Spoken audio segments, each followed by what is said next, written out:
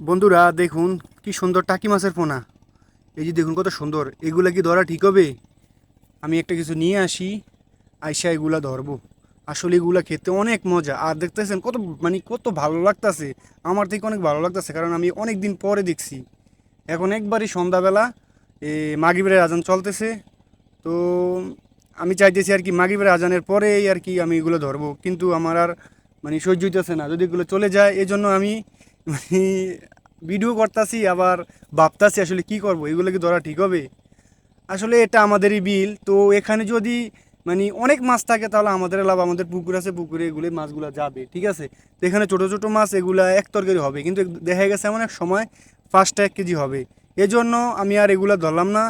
তো আসলে আমি চাই না এগুলা কেউ ধরুক, যে যেখানে ধরুক আপনারা প্রতিবাদ করবেন, আমি এটাই আশা করি। তো আপনারা যারা আমার চ্যানেলে নতুন, অবশ্যই আমার চ্যানেলটি সাবস্ক্রাইব করে দিবেন।